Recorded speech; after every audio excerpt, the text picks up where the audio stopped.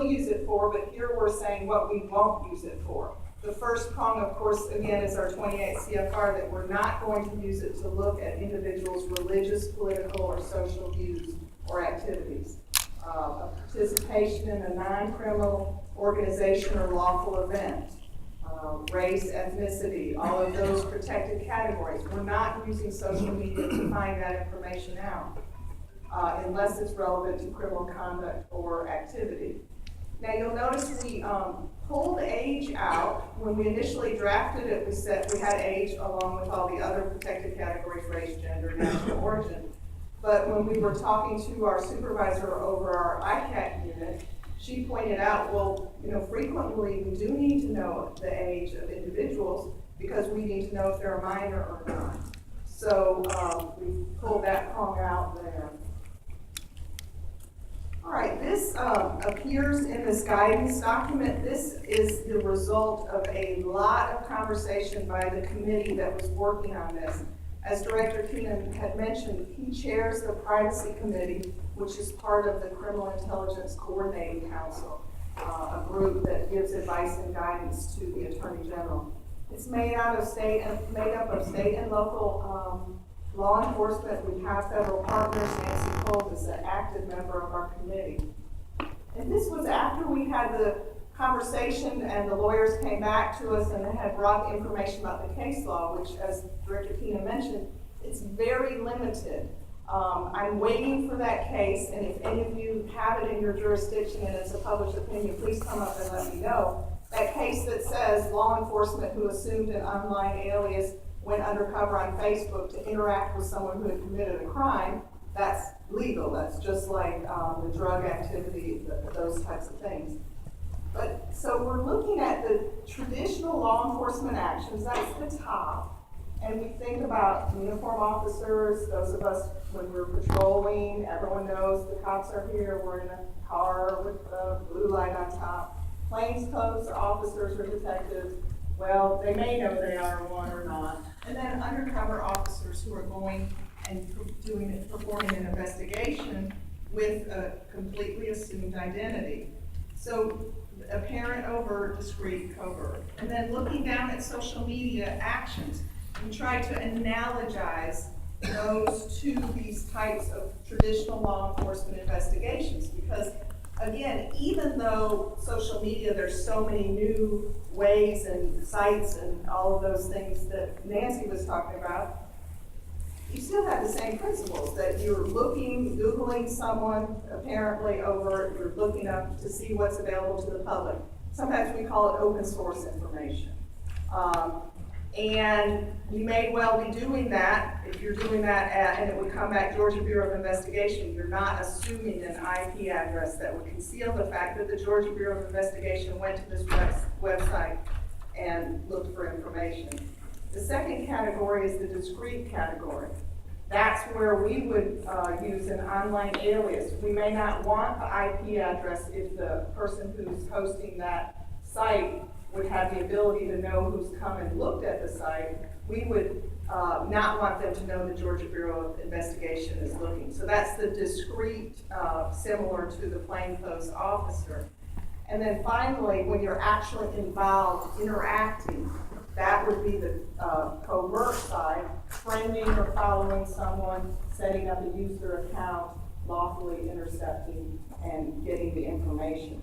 So that was the rationale. So once we think about these three different areas, then we decide what policy.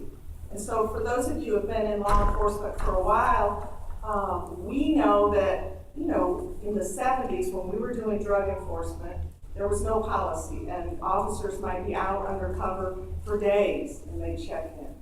The 80s, we started writing policy at the GBI. The 90s, we started enforcing it. We wanted to know where our officers were. Now we would never have an officer undercover and not be recording what that officer is doing. So, the policy, the public domain, there's absolutely no requirement for any authorization by your supervisor if you're looking at information that's in the public domain. Now, again, keep in mind the overarching framework that we said earlier that our policy has in the general. then it must be for a valid law enforcement purpose. So when someone is gathering information for a pre-employment background, let's say they're looking at information in the public domain, they don't need any authorization by our policy. An online alias, this is the discrete use, where we have an online alias, so the IP address will come back not to the Georgia Bureau of Investigation. So it won't come back to a law enforcement entity. And those will be identifiers, name and date of birth, differing from the employee's actual identifiers, non-governmental IP address. And then online undercover activity, again, that's where we're actually interacting with the website or the person, friending a person on Facebook. Online alias, again, you have to have authorization. There has to be a request that's approved by the supervisor. We limited at our agency to sworn agents and analysts only.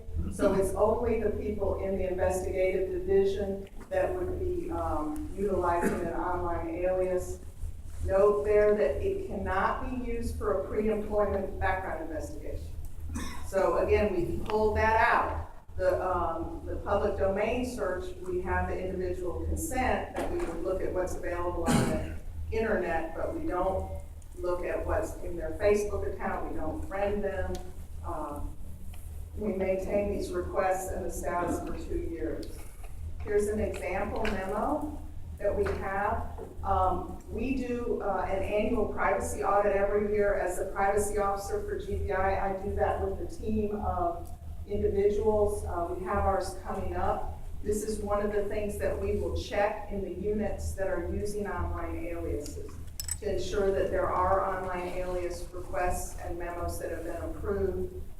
This one comes from GSAC, which is our Fusion Center, Georgia Information Sharing and Analysis Center. And this is a request to use an online alias to obtain information, quote here, relative to articulable criminal threats or acts of terrorism to and within the state of Georgia. It says, I intend to utilize an undercover alias to establish online social media profiles to include Facebook, which will allow me to obtain information that is pertinent to ongoing criminal investigations from sites registered to predicated subjects of said investigations. And this particular person has completed the GBI undercover agent course and currently possesses an online driver's license that will form the basis for the online alias. And then, of course, he states what the online alias is. It seems pretty basic. It seems just like that we would know when an undercover officer has a driver's license. We kind of want to track when we're giving someone an undercover driver's license. And it was approved by the special agent in charge of the unit. And it's on file within the unit in the administrative files. As I said, once a year we'll review those memorandums. Similarly, for online undercover activity, they will be utilized only when the policy specifically states reason to believe that criminal offenses have been, will be, or being committed. Internet chat rooms where a child exploitation occurs, for example. Same framework, we've got a request to engage, what accounts you're going to use, what the purpose is, the duration, the anticipated duration for the online undercover activity. We have an example of one. This particular request comes from our child exploitation unit.